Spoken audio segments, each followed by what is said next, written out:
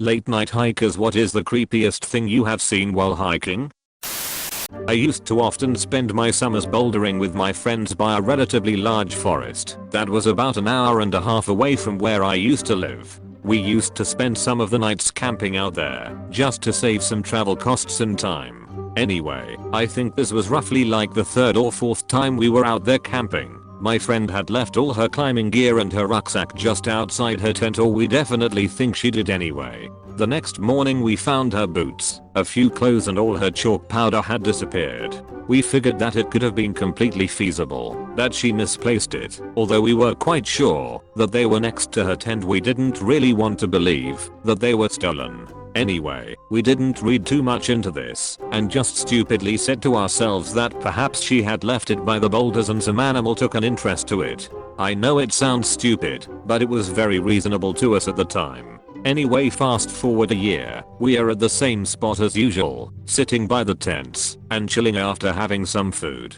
Mind you, it's pitch black out and only the camp area is lit by the fire. I go somewhere a bit out of sight for a slash, and what do I see? A dude in a full-on ghillie suit laying on his stomach looking right towards our campsite. I kinda stood there frozen as this dude clocks that I've seen him, and he just bolts it out of there. I don't know whether the event of the year prior was related to the ghillie guy, but this definitely has stuck to all of us. We haven't been back there since, which is a damn shame. Not hiking so much as car camping, but we were way the fuck out there in the middle of nowhere on BLM land in Colorado. We drove for an hour and a half down a Forest Service road and didn't see another soul. You could see headlights and hear cars from miles away from our campsite. It's not like somebody could have snuck up unnoticed. We had 3 cars with us and 8 people. Just got done eating dinner, cleaned up. It was getting dark, so we went back to the cars real quick before hitting our tents for the night. Somebody had slashed the front right tire on each of the 3 cars with what appeared to be a box cutter. Everyone thought it was a prank, but it became very apparent very quickly that it wasn't. All of us were beyond spooked, like panicking, scary to watch spooked. We all had spares, and one dude had a gun, so we threw on our donuts while that guy literally guarded us and got the hell out of there. I still have nightmares about it sometimes. Just knowing there was some person probably watching us, maybe wanting to harm us, makes me feel physically ill to this day. This was south of Gypsum, and it was 100% not private land. This was a marked Forest Service road in an area with dispersed camping I had visited several times before. There were 3 guys and 5 girls. The guys were all together cooking the whole time leading up to us discovering the tires being slashed. These people are my best friends, and this would be wildly uncharacteristic of any of them. For those wondering how we didn't hear it, our cars were parked 30 yards away from our fire/tents, and a car coming down a road is easy to pick out from the sounds of nature. A gentle hissing gets lost in the wind. We heard it as soon as we started walking up. The tires were slashed on the exact same spot on the sidewall. It would be almost impossible for something on the road to puncture the tires like that. Also, there was no cell service. We called the cops and ranger as soon as we got back to the highway, told them exactly what FS road we were on, and gave them coordinates, but there isn't a lot for them to do. Cop told us it was good we were packing and to be careful out there. One night my friend and I decided to hike to the top of this small mountain at night for a meteor shower. There were 4 of us, all around 16 at the time, and thought it would be cool. We drove over and started hiking. We took a break about halfway when we noticed there was a guy following us in a business suit. We were weirded out, so we decided to start back up and walk a bit faster. But by the next time we stopped he was like 10 feet away, so we bit the bullet to see if he'd just walk by. He didn't. He stopped and asked if we were there for the meteor shower and if he could walk with us. Weird, a 30-something-year-old man in a suit wanting to hike with 4 16-year-olds, but whatever. As we were walking, my friend and I noticed he was walking really close to our friend, the only girl in the group, like he could smell her shampoo clothes. We got to the top, sat down, and he sat down almost right up on our friend. With her reasonably freaked out, I made an excuse on why we have to leave early, and we promptly booked it the F out of there, nearly running the entire way down. When we got back to the car we thought cool, we ditched the weirdo. But no. When we were all in the car, my friend pointed out that this guy is full on sprinting down the trail and towards our car with a large stick. Being in a car we just drove out of there very shook up. We chalked it up to some dude on some hell of a drug, but 2 days later we all got a text linking us to a news report about a guy that had strangled his wife and then proceeded to kill another girl later that night on a hiking trail. It was the guy, the same dude at the same hiking trail. We never told our parents about the incident and never went back there, ever. I go out for walks very late at night fairly often, so I've seen a few things. The creepiest though happened about 2 months ago. I left the house around 1:30 am and it started off as a normal walk. I wandered around the town till about 2 am when I decided to go home. I was walking back the route I had came when I noticed a black van meander down the street. Didn't really pay too much attention to it though at first. I did pay attention though when I saw it slowly drive by me for a second time. I wasn't entirely sure it was the same van though, so I just continued walking. But this time I kept an eye out, and lo and fucking behold, about 10 minutes later, the same damn black van came down the street again. This time I knew for sure, because it didn't have license plates. Now I was fairly scared, so I picked my pace up a little bit. When the van came around again this time, it stopped in the middle of the road a few houses in front of me. I stopped, turned around, and booked it back in the other direction. I made a few turns onto different roads, and then ran right into someone's yard. I waited behind their fence, and the same fucking van came down the street. I assumed that, when they couldn't find me, they finally decided to fuck off. But I waited in that yard for about 20 minutes before I ran back to my house and practically threw myself through my bedroom window.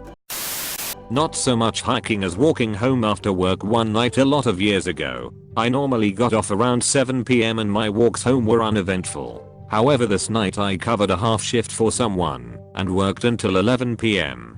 There was a trail behind some train tracks I would take home to avoid walking beside traffic and whatnot. I came to realize that night those trails were a lot different at 11 PM than they were at 7 PM. I happened across a guy who was laying by his bike moaning in pain. It didn't sound like real moaning, more like a kid's fake "I have a tummy and can't go to school" moan. I also noticed his bike was standing up on its kickstand. It didn't make sense to me. He would set his bike up properly, only to fall to the ground in pain. He saw me and called out to me for help, but I kept walking and turned to make my way back up towards the street. As I turn, I suddenly hear some shuffling around, and the previously hurt gentleman yells at me, "I'm gonna kill you, motherfucker."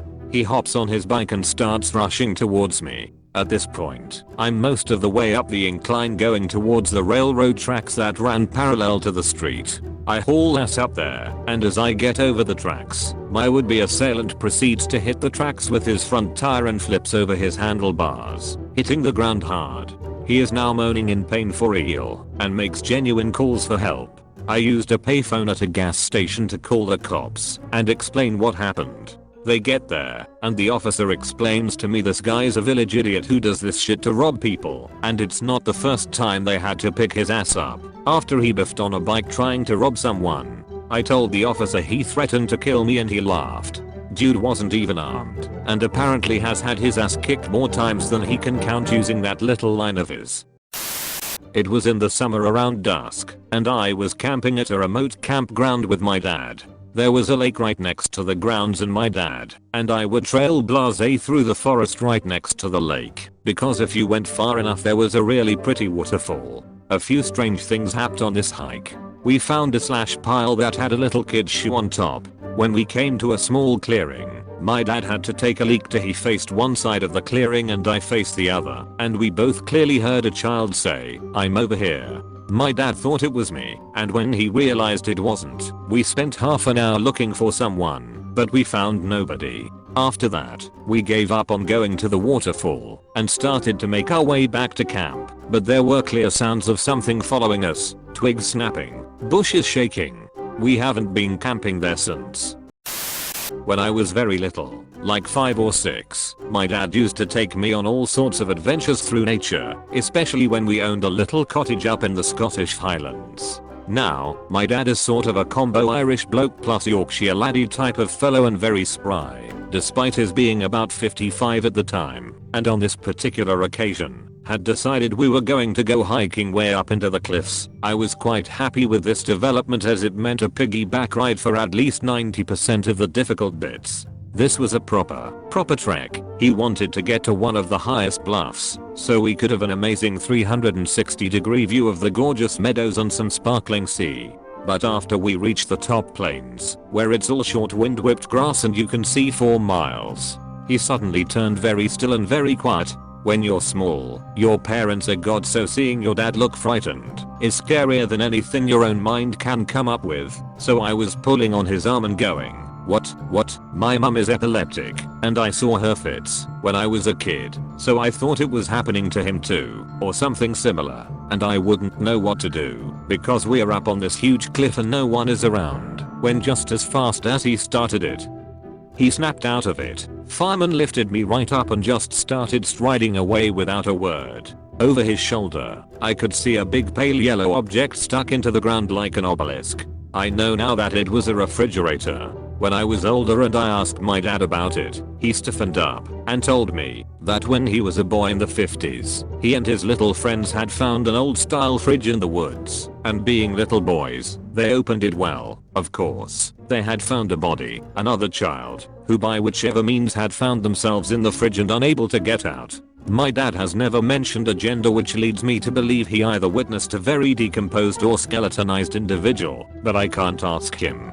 Remember that episode of The Simpsons where they unlock Homer's PTSD, and it turns out he found a dead body when he was a teenager? My dad grew increasingly uncomfortable the first time we saw that episode, and had excused himself to the kitchen before the ending. My dad has seen some gnarly shit, but for whatever reason he will not discuss anything further about this dead child in the fridge, only that it happened. So when he explained, I assumed it was the trauma, and I said something like, "Oh, that's awful. So when you saw the fridge up there, it brought up the old memories?" And he honestly looked at me like I was an idiot. I'll never forget it. "No, Amy," he said in a very low tone. "It was because it was the same fridge." Thanks for watching. What is your late night hiking story? Comment down below. Don't forget to subscribe.